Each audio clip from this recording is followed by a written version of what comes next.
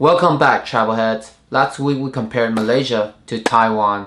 Today we're gonna compare Thailand to Vietnam. Southeast Asia consists of 11 countries, and I've been to 5 out of 11 of them. Thailand and Vietnam being 2 of them. A $50 plane ticket can get you from Thailand to Vietnam or the other way around. For those of you who've been following my travels for a few years now, know that I've been to Bangkok, Chiang Mai, and for Vietnam, I've been from down south all the way to North Vietnam, traveling in so many different ways. Let's start comparing the two to see which one suits you more. We're going to start off big with food. I'd have to go with Vietnam for food. From south to north, I really enjoyed the authentic Vietnamese food surrounding Vietnam. Vietnam solely focuses on Vietnamese food, not branching out too much, giving it some really quality Vietnamese food. I can never get tired of food in Vietnam, like their pho, their banh mi, their egg rolls, and just so many other different type of food in Vietnam.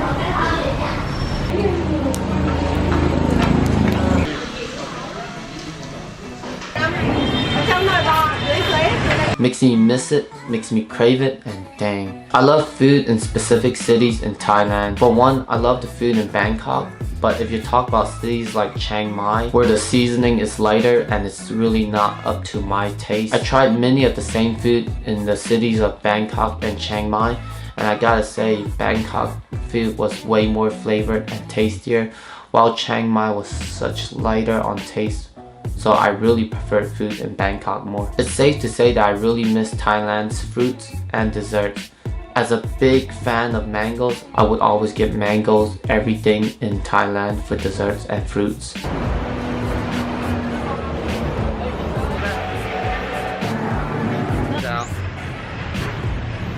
The next one is accommodation, and in terms of quality, I have to go with Thailand. I booked a condo in Bangkok and a hostel in Chiang Mai, and I didn't really have any issue with bugs, and the quality of the stay was really good. It was nice, everything was clean. My stay in Bangkok was pretty modern look-alike with a skyscraper view. Go out to my little rooftop.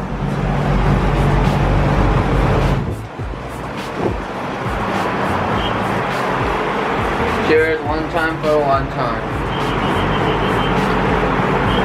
Yep. High up, living next to the temple also. Vietnam, on the other hand, has many different unique stays. I stayed in a village, a farm, a hotel. Arrival to hotel. Look at decent little hotel, I guess you can say. Airbnb. Finally back in my Airbnb where it's very cozy. Thank you for the AC, thank you. But yes, I'm back and it is so cozy in here with the high ceiling. And a wine barrel. And yes, you heard right, I said wine barrel. That is the upstairs. There's an actual pond right there. Very greeny here. A lot of the places I booked weren't really that clean, and I'm not talking about the village or the farm that I stayed in. I'm talking about like their hotels, the wine barrel that I stayed in. The quality wasn't up to date. There were like a lot of mosquitoes everywhere, and I've seen many different type of insects around a lot of these stays. Now things to do like attractions around these countries. Thailand wins this one. Like Bangkok just has like the Grand Palace, Wat Phut Reclining Buddha, and there was just so many other type of temples that I just had a day filled with an adventure of temples. Big one. Oh. There he is, right over there. And then you have Chiang Mai where the Taipei gate is all formed in a square, and there's just so many temples inside that gate. I even met these Swedish couples, and they're really cool people. Can't wait to meet them again one day. And just 1 to 2 hour drive away from Chiang Mai, there's so many different type of unique temples that I didn't get a chance to visit. Thailand's just filled with so many other things to do. They have so many different floating markets where you can sit in a boat and purchase food, or like just grocery from boat to boat transfer, or like the Mekong market where it's a train track that sells food. Or like 20 minutes into the train, about to cross this lane that I'm actually on, all these food is gonna go inside. By then all these canopies are gonna be inside also. Get on the middle.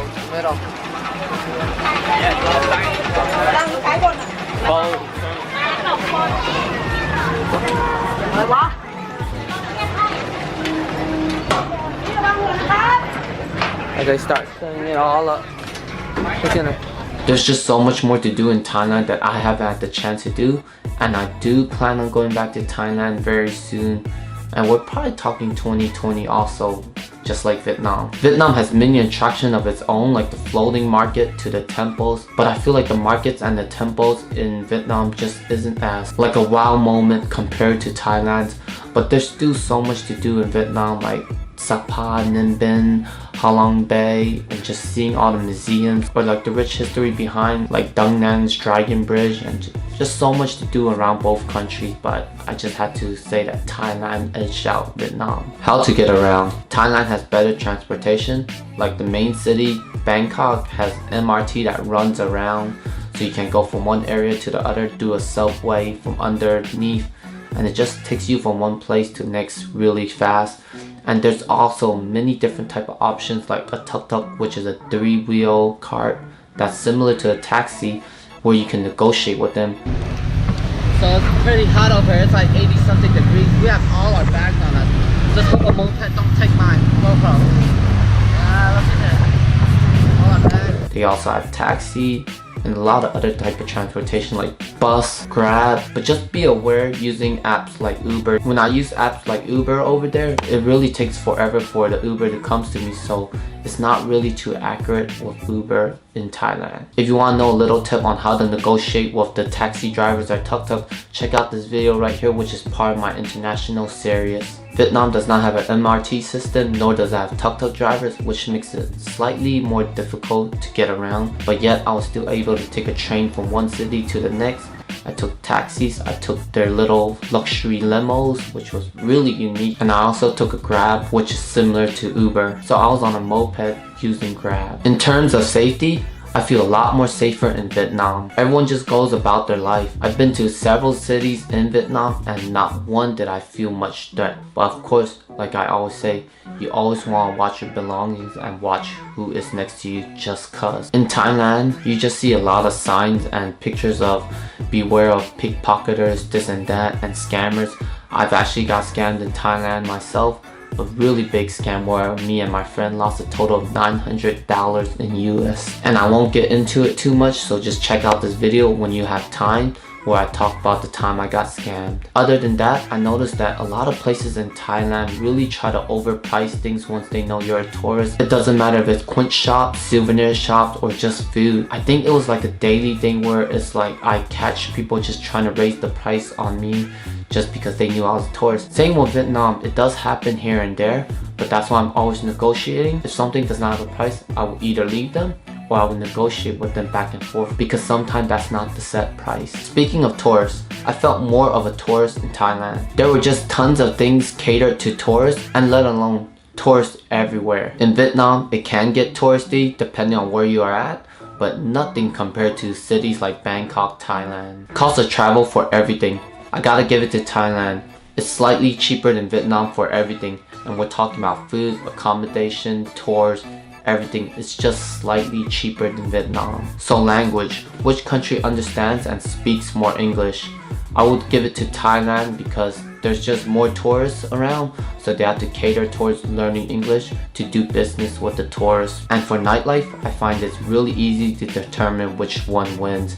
And I had to go with Thailand because Thailand is huge on nightlife. Several rooftop bars, tons of night markets, and food stalls that open late night. Talk about their backpacking district, Khao San Road. It's loud with filled with parties. Vietnam has a nightlife of its own, but it's nothing compared to Thailand. If you're comparing their strips like the Bui Van Road of Vietnam, which is their popular tourist strip, compared to Khao San Road wins by a huge margin.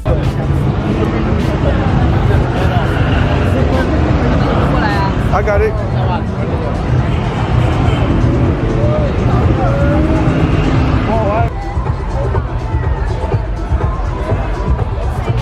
Have Have you ever been to either country? Let me know in the comment below, or let me know which country you prefer to go to. Next week, I'll be comparing Singapore versus Hong Kong, so you don't want to miss out. Subscribe now so you can catch the video first, and I'll see you next week, travelheads. Until then,